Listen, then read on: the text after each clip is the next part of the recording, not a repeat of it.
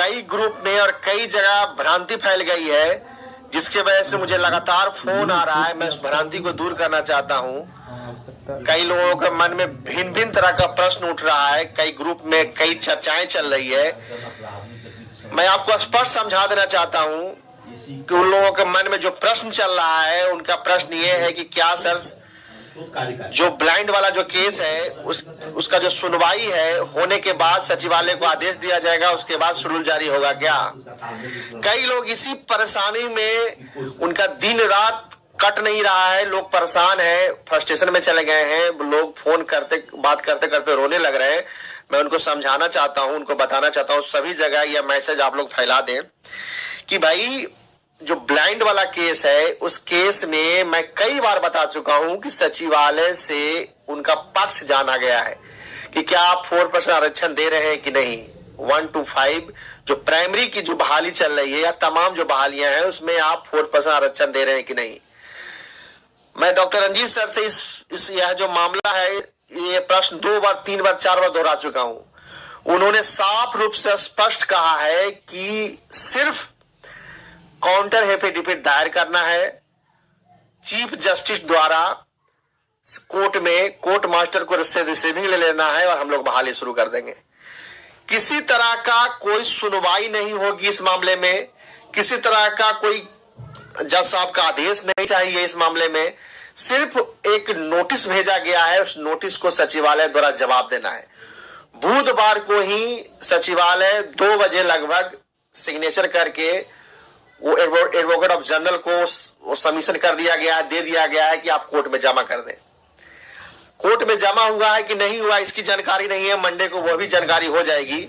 लेकिन advocate of general साहब को दे दिया गया है, वो एक छोटा सा प्रोसेस है, बस वहां जाके चीजों को जमा कर देना है। मैं फिर से दोहराना चाहता हूं कि किसी तरह का कोर्ट में सुनवाई नहीं होगी। मैं आपको बता दूं कि यह मामला चीफ जस्टिस देख रहे हैं, मुख्य न्यायाधीश देख रहे हैं, और मुख्य न्यायाधीश बहुत कम अभी कोर्ट में बैठ रहे हैं। और ब्लाइंड वाला मामला में कोई डेट भी अभी फिक्स नहीं हुआ है, किसी तरह का कोई आगे का डेट नहीं रखा गया सुनवाई के लिए। तो लोगों का मन में प्रश्न है कि क्या सर सुनवाई कब होगी, 1 महीना में होगी, 5 महीना में होगी, 3 महीना में होगी या 10 दिन में होगा, क्या होगा सर बताइए।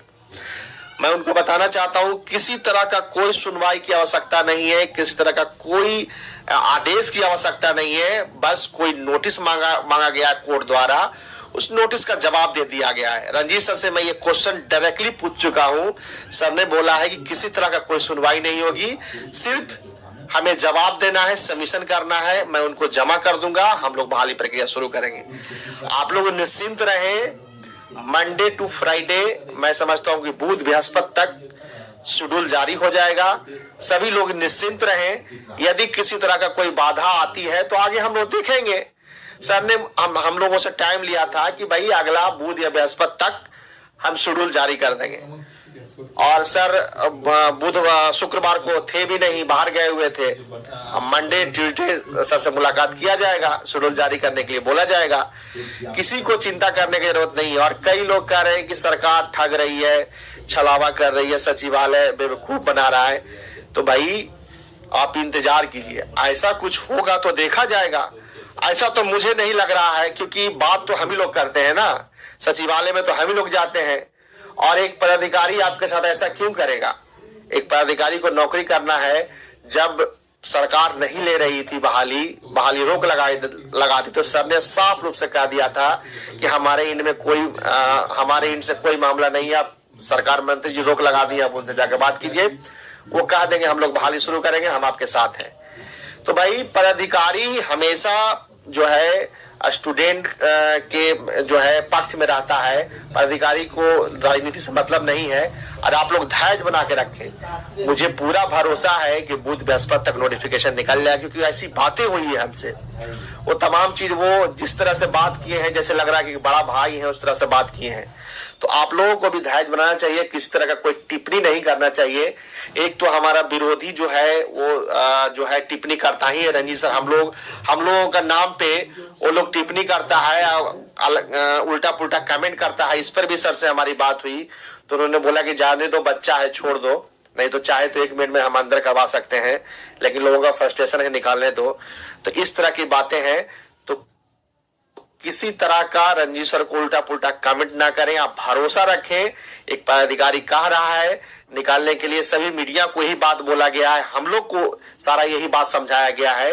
कोर्ट का मामला बीच में आ गया, थोड़ा सा बारीक सा इश्यूज है, उसको सॉल्व कर लिया जाएगा। बुधवार बृहस्पतिवार तक नोटिफिकेशन निकल जाएगा, आप लोग चिंता ना करें। दूसरी जो बात है कि कई जगह एलपीए में केस चल रहा है। मैं सभी शिक्षक साथियों को, सभी दोस्तों को, सभी महिलाओं को, सभी गर्ल्स को यह अपील करना चाहता हूं कि चंदा के नाम पे 1 रुपया भी किसी को ना दे। आपको मैं बता दूं कि अभी सिंगल बेंच में डिसीजन आया है, अभी ये लोग एलपीए में गया, डबल बेंच में गया है। डबल बेंच में जब हो जाएगा तो सुप्रीम कोर्ट में रोजगार है।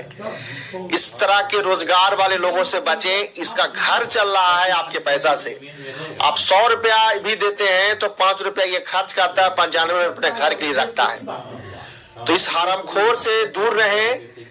ये लोग इतना औकात वाला नहीं है कि अपने बाप के पैसा से केस लड़ सके। आप चिंता नहीं करें, आप ही के पैसा से ये लोग ऐश करता है। ना तो समझ जाएगा।